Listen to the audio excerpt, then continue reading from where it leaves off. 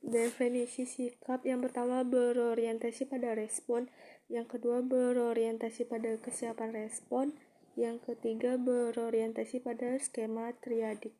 Yang pertama, definisi yang berorientasi pada respon. Sikap adalah suatu bentuk atau reaksi perasaan.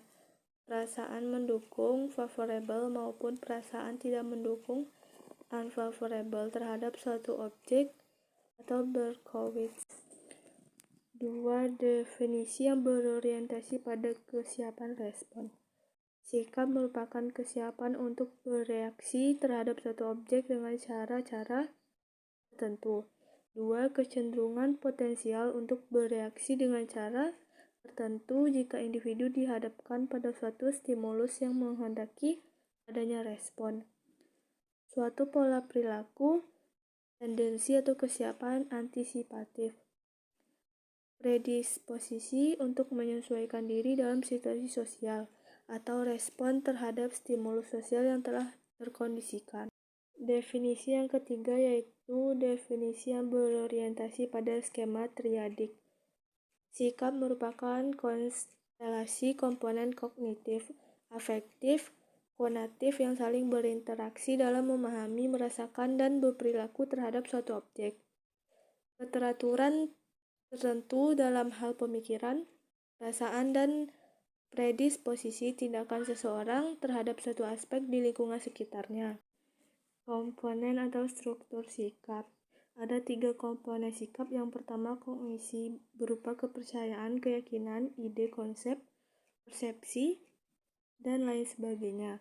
Yang kedua, afeksi berupa emosi, perasaan, nilai-nilai tentang suatu objek. Yang ketiga, konasi berupa kecenderungan bertingkah laku atau bertindak terhadap suatu objek. Karakteristik sikap. Yang pertama, sikap disimpulkan dari cara-cara individu bertingkah laku. Yang kedua, sikap ditujukan mengarah kepada objek psikologis. Yang ketiga, sikap merupakan sesuatu yang dipelajari. Yang keempat, sikap mempengaruhi perilaku. Faktor pembentukan sikap. Sikap adalah sesuatu yang dipelajari. Melalui adanya interaksi sosial, saling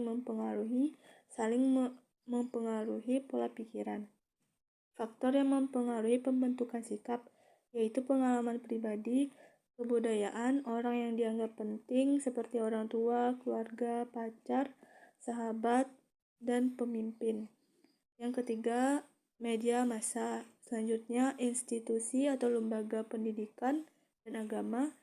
Selanjutnya, faktor emosional dalam diri individu. Teori-teori pembentukan dan perubahan sikap. Yang pertama, teori keseimbangan. Yang kedua, teori konsistensi kognitif afektif. Yang ketiga, teori ketidaksesuaian. Yang keempat, teori atribusi. 1. Teori keseimbangan.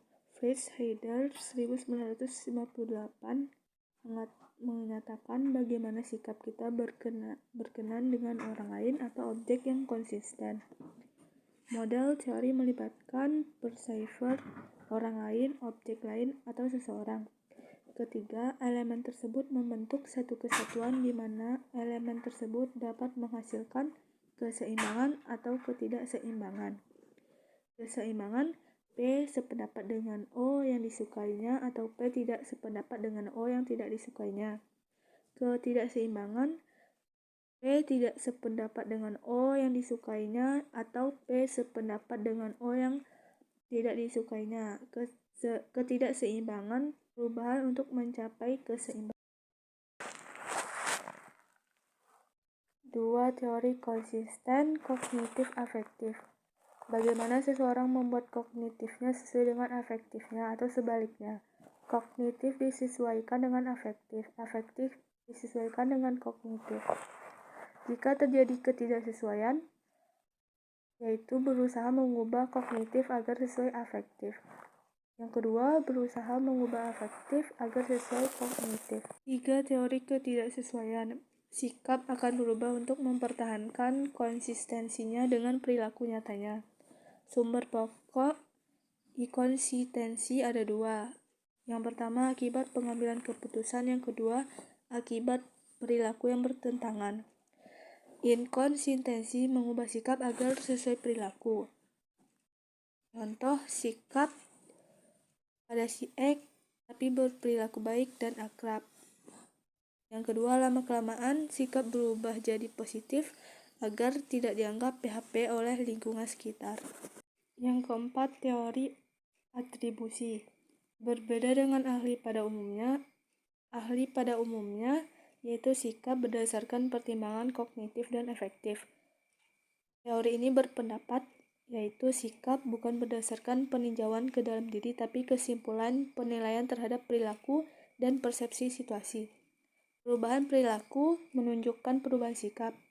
Contoh, perilaku tidak mencontek, dipuji guru, nilai tetap baik, nilai kurang pada mencontek, tidak suka mencontek.